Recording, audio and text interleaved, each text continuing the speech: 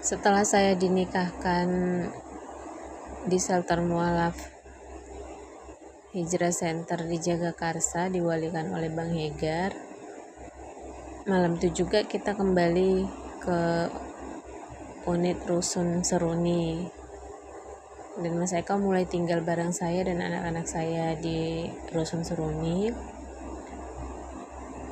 Setelah itu kita membahas pekerjaannya Mas Eko, karena saat itu dia nggak punya pekerjaan di proyek juga sudah selesai proyeknya.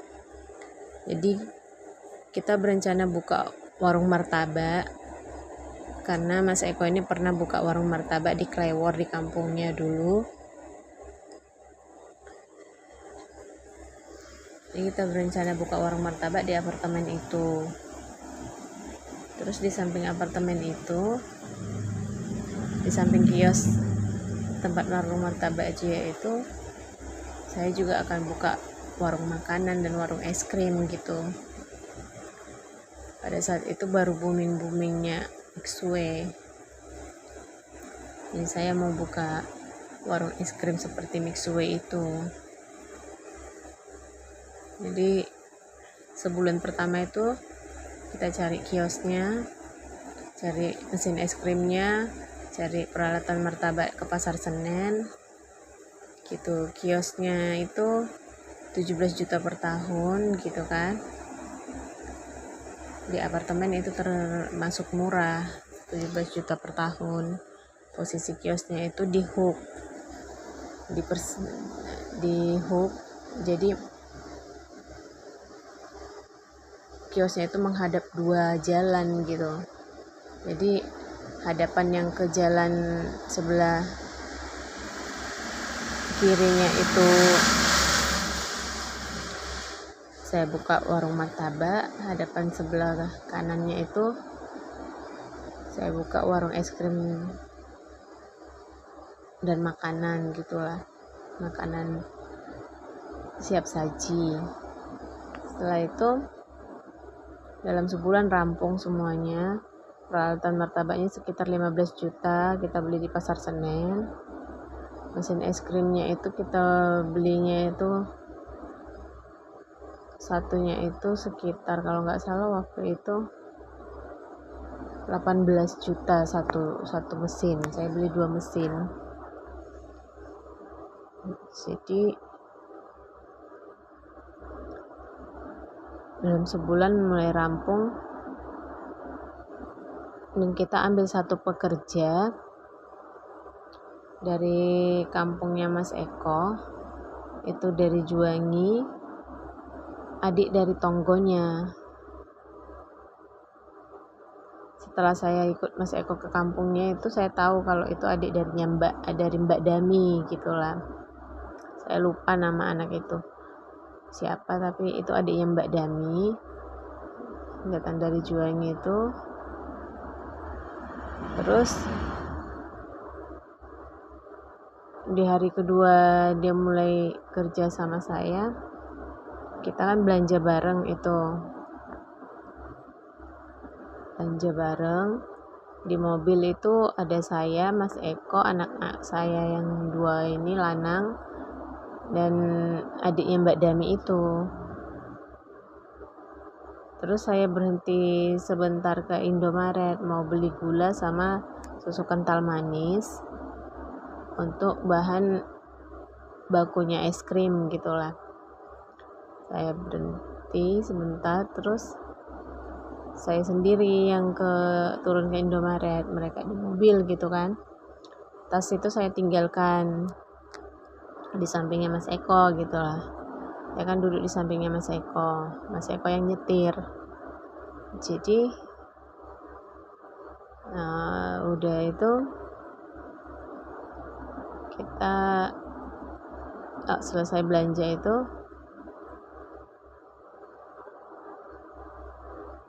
saya mau masukkan kembalian yang dari Indomaret itu gitu kan ke dalam dompet. Nah, uang cash yang di dompet itu hilang. Jadi saya sisain uang cash di dalam dompet itu kan 500 gitu kan.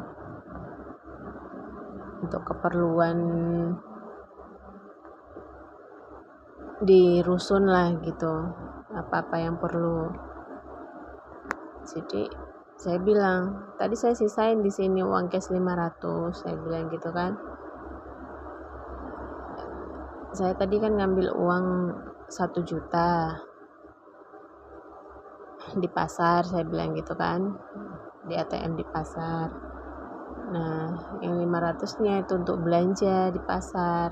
Nah, yang ini 500 ini saya sisahkan di dompet ini ya untuk keperluan kita nanti, saya bilang gitu kan. Tapi kok nggak ada ya, saya bilang gitu toh.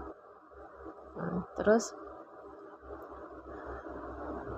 jadi saya bagi dua, saya bilang 500 di kantong saya, 500 yang di dompet, saya bilang gitu kan. Tapi ini kok nggak ada, saya bilang gitu toh. Jadi ya otomatis adiknya Mbak Dami kan tersinggung gitu toh. Saya juga takut dia tersinggung, cuma kan saya spontan kaget gitu, karena uang itu cuma yang 500 itu di dalam tas saya itu yang saya tinggal itu, kok tiba-tiba nggak ada gitu ya kan. Itu mulainya saya menyadari bahwa ada uang hilang. Selama ini kan nggak pernah gitu lah, saya nggak pernah ngecek uang saya sisa berapa gitu tiap kali saya ambil dari ATM. Cuma hari itu saya tahu benar kalau yang saya tinggalkan itu karena sengaja saya bagi dua, 500 di kantong saya, 500 di dompet gitu, di tas. Kok bisa ya kita semuanya ada di mobil ini, saya cuma turun sebentar, uang nggak ada, saya bilang gitu.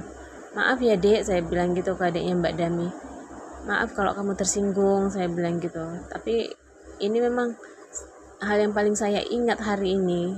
Sengaja saya bagi dua, saya bilang gitu kan. Karena saya nggak mau berkali-kali ke ATM ngambil uang, jadi saya bagi dua, 500 untuk belanja di pasar. Nah, 500-nya saya sisain di dompet ini, gitulah. Udahlah nanti dicari, katanya gitu. Kita pulang aja dulu, kata Mas Eko gitu kan. Udah sampai di apartemen ini kita masukkan barang ke kios gitu kan. Terus mau balik ke Rusun Seruni. Kalau jalan kaki kan deket gitu, dari Palang perbatasan Rusun Seruni sama apartemen Sentra Timur kan bisa langsung. Tapi kalau naik mobil kan, saya kan parkirnya bayarnya di Seruni gitu kan, parkir bulanannya. Jadi mobil ini mau diparkir di Seruni gitu. Nah, setelah sampai di Seruni ini, adiknya Mbak Dami sudah turun, anak-anak saya udah turun gitu kan. Kita cari gitu. Tiba-tiba di belakang jok, di tempat anak-anak saya duduk, duit itu berserakan 500 gitu kan. Kok bisa ada di sini ya Mas duitnya, saya bilang gitu kan. Kita nggak tahu, dia bilang gitu kan. Nah, saya nggak tahu siapa yang buat duit itu di situ gitu.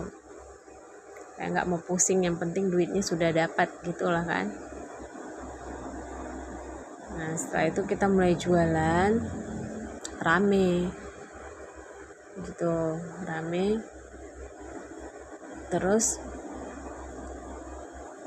3 hari kemudian adiknya Mbak Dami minta pulang. Itu saya sudah merasa gitu, dia bakalan minta pulang. Karena apa? Saya melihat waktu itu mimik wajahnya tersinggung gitulah. Waktu saya tanya uang itu hilang. Nah, saya menyadari itu berarti yang ambil uang itu bukan adiknya Mbak Dami gitu kan. Karena matanya seperti marah gitu waktu itu ke saya waktu saya tanya, uangnya kemana ya? Saya sisakan di tas ini. Karena jelas-jelas tas itu kan di sampingnya Mas Eko gitu kan. Jadi entah dia tahu Mas Eko yang ambil atau gimana, nggak tahu gitu kan. Tapi yang jelas kan uang itu memang hilang gitulah. Terus ketemu lagi setelah anak-anak saya turun dan adiknya Mbak Dami itu turun gitu kan. Ketemu lagi duit itu di belakang jok gitulah. Itulah awalnya saya mulai berhati-hati, karena saya menyadari ternyata uang bisa hilang gitu dalam keadaan kita bersama gitu kan. Mulai itu saya berhati-hati, semuanya saya catat mulai hari itu. Penjualan semuanya saya catat gitu kan, biar nggak ada yang kurang. Jadi itu bulan pertama Mas Eko minta gitu kan, kirimkanlah ke anak-anakku nafkah anak-anakku. Jadi yang saya bayar waktu itu nafkah anaknya 400 per minggu saya kirim. Terus cicilan dia, ada cicilannya yang ke bank keliling katanya. Dulu dia hidup sama mantan istrinya itu punya utang 4 juta ke bank keliling, mau buka angkringan di Alas, ada warung angkringan di hutan jati itu, di tengah-tengah ladang jagung itu, mau mereka buka. Itu warungnya dibeli 4 juta gitulah, warung yang terbuat dari kayu-kayu jati gitulah kan.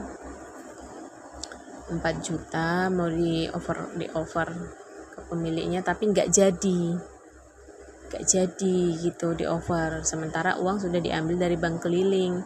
Jadi terakhir uang itu habis untuk belanja sehari-hari gitu, karena nggak jadi di over, pemiliknya nggak jadi ngejual gitu kan. Jadi utang bank kelilingnya itu harus dibayar 200 per minggu. Terus utang bank BRI-nya katanya itu surat tanahnya diagunkan ke bank BRI, jadi harus dibayar 900 per bulan. Itulah yang saya bayar sebagai ganti gajinya Mas Eko gitu kan. Terus saya bilang bulan pertama saya bayar ya Mas, bulan selanjutnya dari warung martabak inilah usahakan, saya bilang gitu kan, dari keuntungan warung martabak ini. Terus sebulan pertama rame gitu. Jadi adiknya Mbak Dami itu cuma ada 3 hari kalau nggak salah kerja sama saya, minta pulang karena tersinggung tadi mungkin ya, karena saya tanyain uang yang hilang itu. Karena saya rasa memang bukan adiknya Mbak Dami yang ambil, cuma saya mau nuduhnya Mas Eko kan gak enak gitu kan. Nah, saya cuma merasa siapapun yang ambil uang itu ya semoga dapat hidayah, tidak mau mencuri lagi. Siapapun yang ambil uang itu biar sadar bahwa saya menghitung gitu, biar lain kali tidak dicuri lagi gitu kan. Jadi sejak saat itu ada perhitungan di warung, ada pembukuan. Terus warung martabak itu ke bulan yang kedua sudah sepi, karena di apartemen itu peminat martabak itu kurang, karena yang tinggal di apartemen kebanyakan kan yang single, mereka ngontrak di apartemen gitu kan, yang single atau keluarga baru yang masih baru menikah punya anak 1 gitu kan. Jadi jarang yang mau beli martabak, kebanyakan orang beli martabak kan untuk oleh-oleh untuk keluarga gitu kan. Jadi memang mungkin kita salah tempat itu bukanya, harusnya jangan di situ, harusnya di pinggir jalan gitu kan. Jadi di bulan kedua itu sepi martabaknya. Terus saya bilang, Mas harus cari kerjaan lain ini, saya bilang gitu. Aku nggak bisa terus nutupi kebutuhannya anak-anak Mas, utang-utangnya Mas, karena nggak pantas, aku bilang gitu kan, karena ini kan uangnya anak-anakku istilahnya Mas, aku bilang gitu, uang anak-anakku dari pensiun bapaknya, almarhum bapaknya.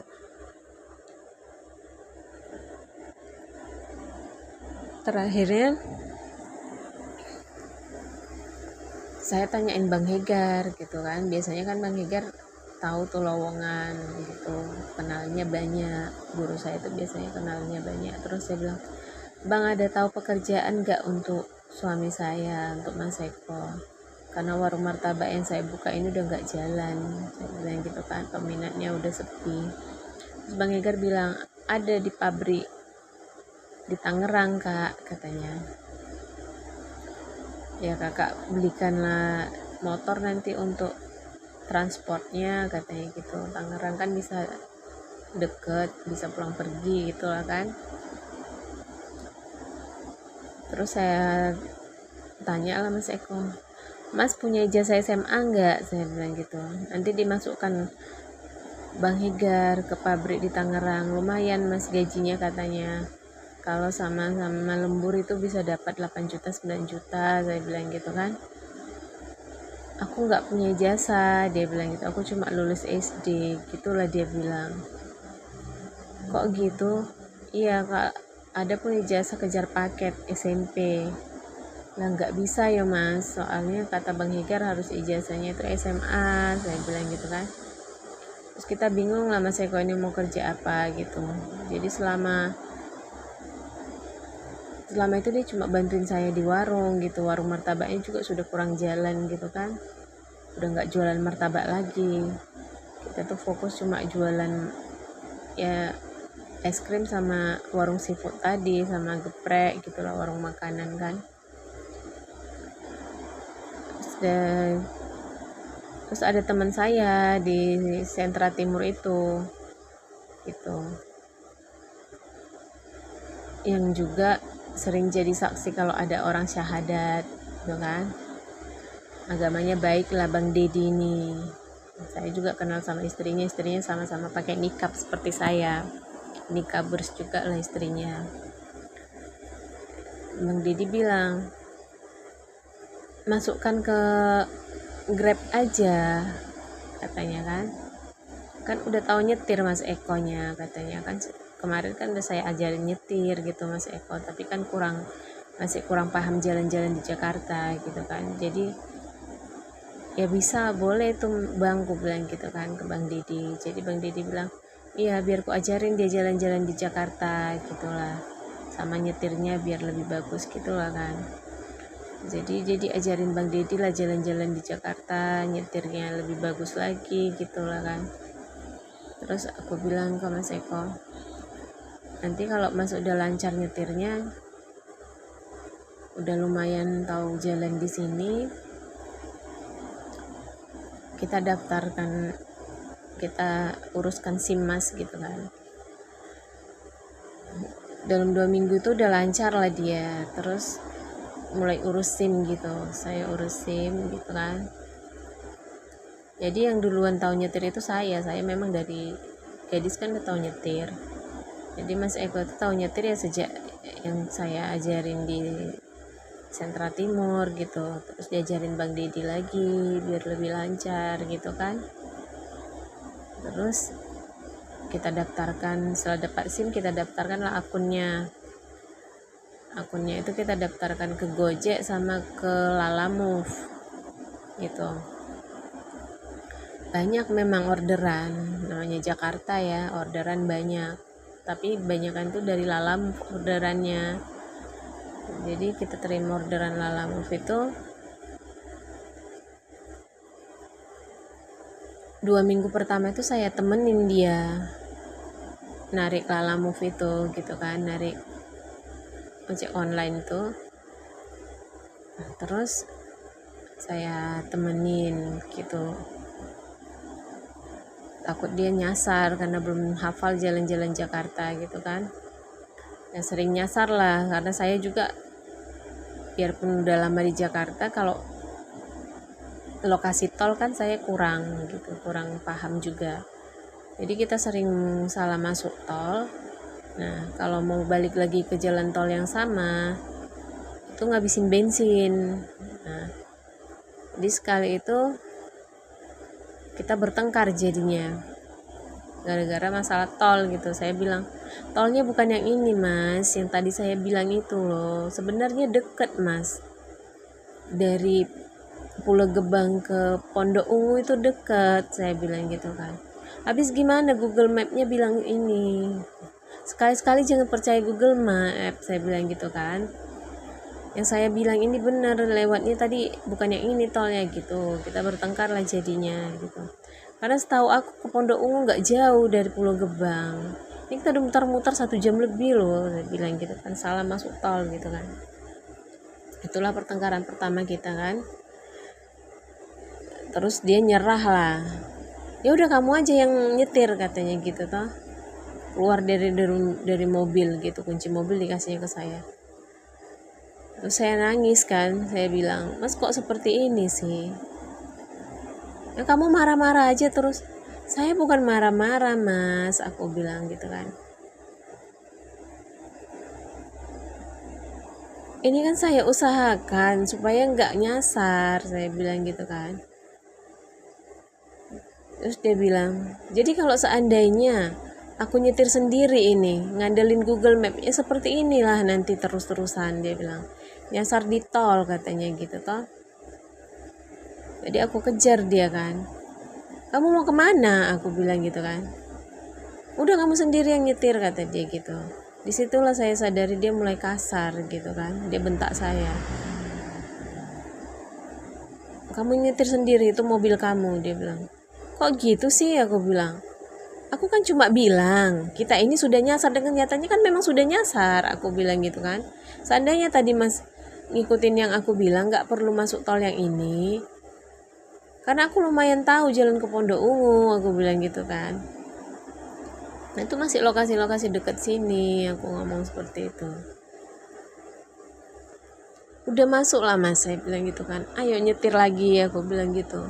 Jangan nyerah seperti itu. Gitulah kan, itulah pertengkaran pertama kita. Dia masuk lagi lah, terus nyetir lagi. Tolonglah jangan nyerah, aku bilang. Kalau kita cuma bertengkar mengenai jalan ini itu kan biasa kok, gitu kan. Ini kamu kan langsung kasih kunci ke aku, kamu keluar, kamu mau kemana, aku ngomong gitu. Ya aku pulang, dia bilang gitu. Oh kamu seperti itu ya, aku bilang. Jadi mau apa lagi? Aku gak ada gunanya kayaknya seperti ini, dia bilang. Aku gak bisa cari uang sendiri caranya seperti ini. Biarlah aku kerja di proyek lagi. Ada proyek kok di Tangerang. Andi udah di sana kerja, dia ngajak aku ke sana. Kamu pengen kerja di proyek, aku bilang gitu kan. Aku kan udah ngomong sama kamu, kalau kamu mau nikah sama aku gak mau kamu kerja yang jauh, aku bilang gitu kan. Kecuali kamu memang kerja di proyek itu bisa pulang ke rumah, nggak apa-apa, aku bilang gitu. Bisa tiap hari pulang ke aku bilang gitu kan. Nah kalau di proyek nggak bisa lah, dia bilang gitu kan. Ya udah, ini aja lah kita coba, dia bilang gitu kan. Kembalilah dia nyetir lagi, terus gitu. Terus seminggu kemudian kita bertengkar lagi itu. Masalahnya saya masih nemenin dia kan. Terus ada orderan ke Tanjung Priok. Terus handphone dia itu udah lowbat gitu kan. Nah, dia bawa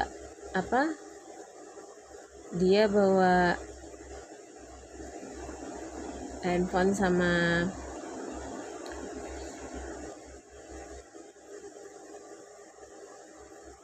chargeran itu, tapi chargerannya salah gitulah dia bawa gitu kan. Jadi nggak bisa ngecas. Jadi aku bilang beli aja chargeran, aku bilang gitu kan. Berhenti di mall itu, nanti cari chargeran, aku bilang gitu kan. Terus berhenti, terus udah gitu udah mas masuk aja lah ke dalam mall itu, aku bilang, karena itu yang selintasan gitu dengan arah kita ke Tanjung Priok. Dia itu berhenti di mall Kelapa Gading kan. Handphone dia udah lowbat gitu kan. Jadi mau beli charger mobil lah dia. Terus ya udah kamu turun, kamu beli katanya gitu kan. Mas lah yang turun, aku bilang toh. Aku nggak ngerti chargeran mobil tipe apa, aku bilang gitu kan, kamu yang paham, aku bilang gitu kan. Kamu kan biasa dengan elektronik, aku bilang gitu. Udah kamu aja yang turun bilang chargeran mobil gitu, untuk mobil Sigra gitu aja bilang, katanya gitu kan. Mas aja yang turun, aku masalah beli-beli seperti itu, alat-alat elektronik kecil-kecil gitu tuh aku bingung, aku bilang gitu kan. Jadi terakhir dia nggak mau, udah kamu yang turun, dia bilang gitu kan. Lo kok gitu sih, aku bilang. Mas lah yang turun, aku ngomong gitu kan. Terus ya udah kalau kamu nggak mau turun, dia bilang, nggak usah dilanjutkan lagi ini ya, gitu ngomongnya. Kok gitu, kita udah terima orderan loh, nanti akun mas disuspend kalau nggak kita lanjutin ini orderan, setelah ini kita pulang, aku bilang gitu. Jadi itu udah waktu itu udah maghrib gitulah, pas mau azan gitu kan. Terus kalau ini nggak kita lanjutin, ini kena suspend mas, aku bilang gitu kan. Aku nggak mau tahu, kata dia gitu kan. Loh kok seperti itu, tinggal masuk aja loh mas, aku bilang gitu kan. Ya udah sini aku yang beli, aku bilang gitu toh. Terus udahlah nggak usah lanjutin, aku nggak mau, kuncinya diambil sama dia, dikasihnya sama aku. Maksudnya apa, aku bilang gitu kan. Enggak, aku nggak mau nerusinnya, dia bilang gitu kan. Aku mau pulang aja, dia bilang. Mau pulang kemana kamu, aku bilang gitu. Ya pulang ke kampungku lah, dia bilang gitu. Kamu kok seperti ini ya, aku bilang. Aku usahakan supaya kamu kerja. Kamu yang punya banyak utang, kamu yang punya banyak tanggung jawab, semuanya usahakan, aku bilang. Sampai kamu bisa mandiri sendiri. Usahakan usahanya, gak jalan martabaknya, aku bilang. Sekarang aku usahakan daftar kamu ke Lala Move. Kamu seperti ini, padahal udah bagus, aku bilang gitu kan. Orderan banyak, tinggal penyesuaian untuk jalan aja loh, aku bilang gitu kan. Terus dia keluar gitu, terus aku teriak kan, kamu nggak lihat itu Bang Dedi, dia itu ekonominya sudah mapan loh, di rumah istrinya udah buka warung sembako, dia udah kerja juga di PT, nyupir di PT, pulang nyupir dari PT, dia masih lanjut lagi narik untuk Lala Move, aku bilang gitu toh. Padahal dia nggak punya utang, tapi dia masih pengen cari uang lebih. Kamu kok nggak ada semangatnya ya, aku bilang gitu. Terus dia bilang,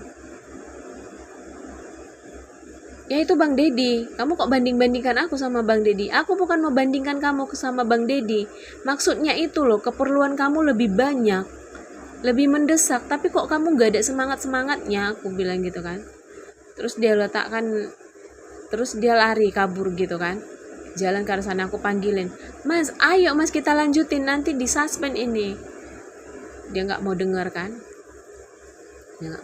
terus dia lanjut jalan ke sana. Terus aku telepon lah Bang Dedi kan, karena aku rasanya lemes banget ditinggalin sama Mas Eko ini di jalan gitu kan. Aku nangis sedih, nggak bisa nyetir aku kan, jadi aku sedih banget, nangis aku di situ. Aku bilang, Bang tolonglah jemput Bang ke sini, aku ditinggalinnya di jalan, kami bertengkar, aku bilang gitu kan. Aku nggak bisa nyetir Bang, sedih banget rasanya, lemas semuanya kakiku, aku bilang gitu kan. Nggak bisa aku nyetir gitu. Terus dijemput Bang Dedi lah. Mana dia, katanya gitu. Suamimu mana? Pergi dia, katanya mau pulang ke kampungnya, aku bilang gitu. Masalahnya apa, katanya? Cuma masalah sepele Bang, mau beli charger mobil, handphonenya lowbat, aku bilang gitu kan. Chargerannya tinggal di rumah, jadi ini nggak ada charger. Aku bilang belilah chargeran di mall ini.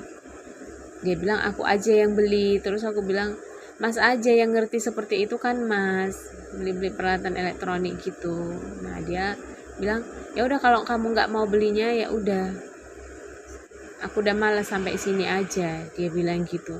Dia mau pulang ke kampungnya. Terus aku bilang, kamu nggak lihat Bang Dedi itu, kehidupan ekonominya itu sudah mapan, istrinya udah buka warung sembako di rumah, Bang Dedinya udah kerja di PT nyupir, pulang nyupir dari PT dia masih narik Lala Move lagi, aku bilang gitu. Padahal dia nggak punya utang. Apa salah aku ngomong seperti itu Bang? Bukan mau membandingkan gitu Bang, aku bilang. Aku pengen buka pikiran dia bahwa di masa masih umur segini ya kita cari uang banyak-banyak, aku bilang gitu kan. Ini dia banyak utangnya, banyak yang harus ditanggung jawabi, dia nggak ada semangatnya gitu bang. Dikit-dikit aku pulang aja. Kemarin juga bertengkar masalah di tol, dia juga langsung nyerahin kunci ke aku bilang gitu kan. Ya udahlah katanya gitu kan, kalau dia pergi nanti pulang itu, kalau dia masih mau sama kamu katanya gitu, kalau masih bisa dipercaya komitmennya, laki-laki yang tanggung jawab itu pasti pulang lagi katanya gitu kan. Jadi aku tungguin gitu dia di rumah, gak pulang-pulang juga, gak aku telepon kan, aku istirahat tidur. Setelah jam 11 malam itu kok gak pulang-pulang gitu kan, mulailah aku telepon, gak nyambung gitu, aku udah diblokir sama dia. Terus aku bilang ke Bang Deddy, dia gak pulang kayaknya bang, aku bilang gitu kan. Udah aku hubungi, aku diblokir, aku bilang coba abang hubungi, aku bilang di telepon sama Bang Deddy nih, aku juga diblokir katanya gitu kan. Loh kok gitu ya gitu. Terus hubungilah Bang Hegar, aku ceritalah ke Bang Hegar, gimana itu bang, aku bilang gitu. Aku percaya dia tuh pulang, Mama Al tunggu aja, kita kan sudah tahu dia ngerti agama katanya gitu kan. Aku percaya dengan dibilang Bang Hegar gitu ya, dia ngerti agama pasti pulang gitu kan. Sampai besoknya dia nggak pulang kok bang, aku bilang gitu kan ke Bang Hegar, coba abang hubungi, aku udah diblokir, aku bilang gitu. Bang Deddy yang ngajarin dia kemarin nyetir juga udah diblokir, aku bilang gitu kan. Ditelepon Bang Hegar gitu, terus nyambung, terus dia ngomong ke Bang Hegar gitu, aku udah males lihat Mama Al katanya gitu kan, udah nggak cocok gitu lah ngomongnya. Terus Bang Hegar ngasih tahu aku, dia udah nggak mau katanya. Nah kalau nggak mau tolonglah bang bilang kan, aku ditalak sama dia, aku bilang gitu kan. Ya udahlah kak katanya gitu kan. Aku sampaikan itu katanya, disampaikan ke dia. Terus dia ngomong, udah nggak perlu ku talak-talak, udah selesai katanya gitu. Terus Bang Hegar bilang, nggak boleh seperti itu katanya, kamu nikahi dia dengan akad, kalau kamu mau ninggalin dia selesaikan dengan talak katanya gitu kan. Terus setelah itu diblokirnya juga lah Bang Hegar gitu kan. Gimana bang, gak tahu nih, saya hubungi lagi nggak bisa, udah diblokir kayaknya. Terus saya gimana ini nasib saya bilang gitu kan.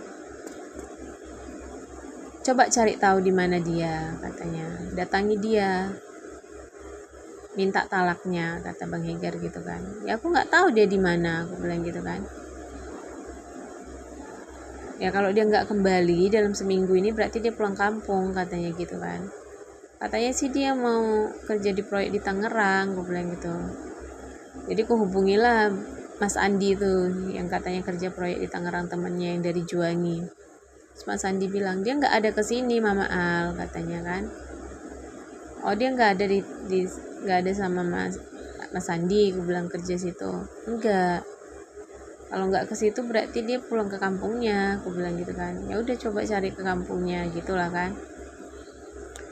Jadi sampai 2 minggu tuh aku bertahan. Terus aku bilang, ngobrol-ngobrol lah sama ibu-ibu di apartemen kan, suamimu mana gitu, yang lumayan dekat sama saya itu kan, ibu-ibu situ. Terus aku cerita seperti itu. Terus ibu itu bilang, ya udah tungguin aja lah, kalau udah 3 bulan gak kembali, itu kamu gak dinafkahi dalam 3 bulan, itu berarti udah terhitung cerai Mama Al katanya. Oh gitu ya bu, iya,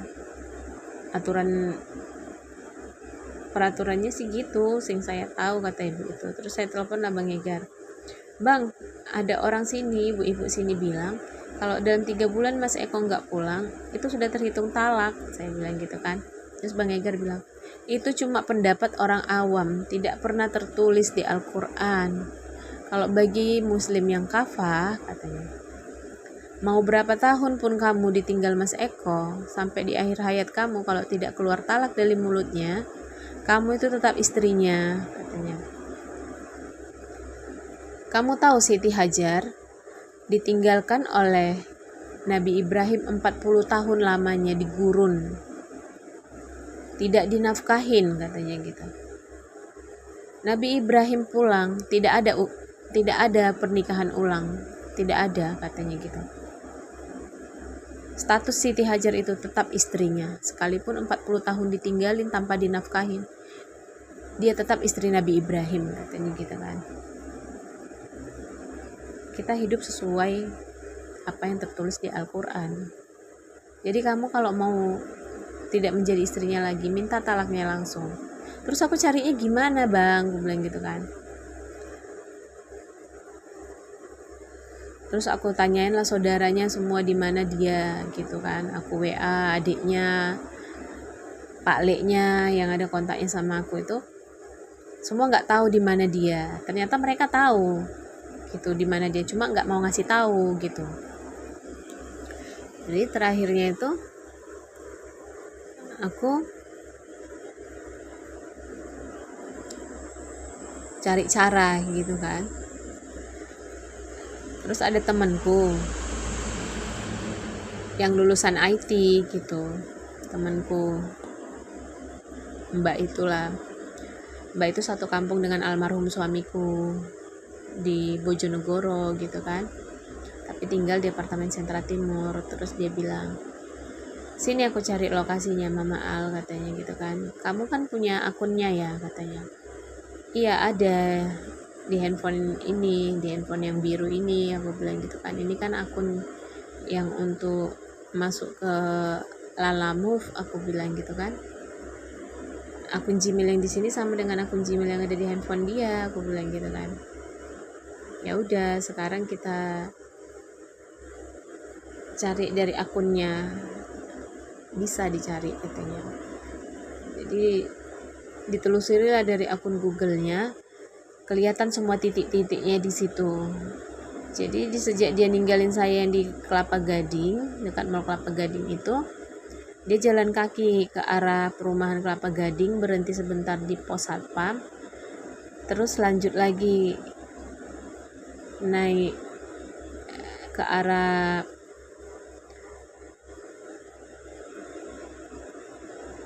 dia lanjut lagi naik Gojek gitu kan ke arah bus gitu. Terus dari situ dia naik travel dari arah jalan raya yang ke Gading Nias itu, dia naik travel. Jadi mungkin dijemput travel dia di situ. Terus selang sehari dia sampai di Polaman di Semarang, di peternakan ayam gitu kan, peternakan ayam. Nah, jadi dia di Polaman. Saya kan ingat dia cerita kalau adiknya di Polaman di peternakan ayam. Terus saya hubungilah adiknya si Didi itu. Mas Eko sama kamu kan, saya bilang gitu kan. Kerja di Polaman kan, kerja di peternakan. Karena saya lihat dia di mes peternakan itu titiknya. Sudah ada seminggu lebih di situ, saya bilang gitu kan.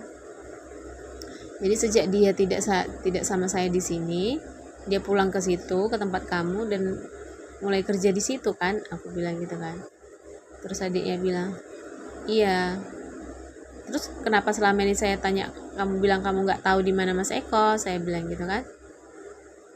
Terus dia gitu adiknya bilang, ya udah, kalau Mbak mau Mas Eko sama Mbak balik sama Mbak lunasin dulu utang-utangnya itu. Utang apa, saya bilang gitu kan. Orang dia nggak sama saya kok, saya bilang gitu kan. Ya kalau Mbak mau lanjut sama Mas Eko, lunasi dulu utang-utangnya, utang banknya 17 juta ke BRI, dia bilang. Kok seperti itu, saya bilang gitu kan. Ya kalau enggak ya udah, nggak usah hubungi lagi Mas Eko, dia bilang gitu kan. Begitulah kata adiknya si Didi ini. Saya merasa si Didi ini sangat licik gitu kan. Dan saya tahu itu. Saya bilang, ini nggak mungkin omongannya Mas Eko. Saya bilang gitu kan. Mas Eko orangnya nggak seperti itu. Saya bilang gitu kan. Ya udah kalau nggak percaya, kalau nggak mau mentransfer 17 juta, udah nggak usah cari-cari Mas Eko lagi. Itulah dia bilang. Terus saya hubungi lah Pak Leknya. Lekmo itu. Nah Lekmo itu yang lumayan bisa nyambung gitu kan. Ya udah kalau memang kamu mau ketemu Eko, datangin aja ke situ kalau memang sudah tahu lokasinya Eko. Kalau saya memang nggak tahu ya. Kalau Didi tahu ya, jelas Didi mungkin tahu kalau dia memang kerja di situ, katanya gitu kan. Kalau saya memang nggak dikabarin dia di sana, katanya kan. Kata Lekmo, ya udah tolong Lekmo, kan Lekmo yang bisa ngubungin Mas Eko, bilang saya datang ke situ, saya mau minta talaknya, saya bilang gitu kan. Oh kamu jadinya mau talak? Ya iya, kalau orang seperti itu gimana tanggung jawabnya, komitmennya, gak menghargai sama sekali. Kalau dia mau ninggalin saya ya ditalak dulu, saya bilang gitu kan. Ya udah kamu pergilah ke sana, katanya. Iya tolong kabarin Lek, aku OTW ke sana ini hari ini juga, gitulah kan. Jadi aku disupirin sama Bang Dedi ke sana karena memang kami bukan muhrimnya gitu. Jadi istrinya Bang Dedi ikut. Gitu kan. Istrinya Bang Dedi ikut sama anaknya yang paling kecil juga ikut gitulah. Anak-anak saya juga ikut. Jadi kita berenam lah di mobil itu kan menuju Polaman. Udah sampai di Polaman. Terus ketemu sama Mas Eko ini. Mas Eko ini bilang, "Ngapain kesini?" katanya gitu kan. "Aku mau minta talak Mas." Itu yang kuucapkan segitu, turun dari mobil ketemu dia. "Aku mau minta talak," aku bilang gitu toh. Udah ngobrol dulu lah di dalam, istirahat dulu di dalam gitu. Jadi kita istirahatlah di rumah Didi itu. Terus Bang Dedi ngobrol lah sama Didi gitu kan, sama Mas Eko. Aku duduk di depan sama anak-anak kan, sama Uma istrinya Bang Dedi itu, gitulah. Terus setelah itu bilang Bang Dedi, "Gini Mama Mas Eko bilang masih mau sama kamu karena kamu udah datang ke sini. Jadi dia masih mau kamu jadi istrinya, tapi ketemu dulu sama ibunya." "Ibunya di mana?" aku bilang gitu kan. "Katanya bukan di sini, kampungnya di Juwangi." "Kan Bang bukan seperti itu. Tujuan kita awal datang kan untuk talak," aku bilang gitu kan. "Begini Mama, kalau masih bisa diperbaiki, diperbaiki. Allah itu membenci perceraian." "Iya, aku tahu Bang, Allah benci perceraian. Tapi kadang perceraian itu jadi jalan keluar kalau sudah tidak ada kecocokan. Kalau nikah itu nggak jadi ibadah, buat apa diteruskan?" aku bilang gitu. "Kalau cuma untuk bertengkar terus, kan jadi dosa," aku bilang gitu kan. "Aku minta talaknya aja Bang, aku nggak sanggup kayaknya meneruskan dengan orang seperti dia," aku bilang gitu kan.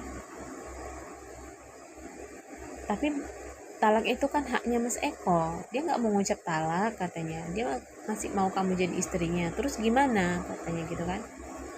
"Ayo kita ke tempat, ketemu mertuamu dulu," katanya, "ke tempat ibunya Mas Eko dulu, ngobrol dulu sama keluarganya. Karena sampai sekarang kamu nikah sama dia kan belum pernah ketemu keluarganya," katanya gitu.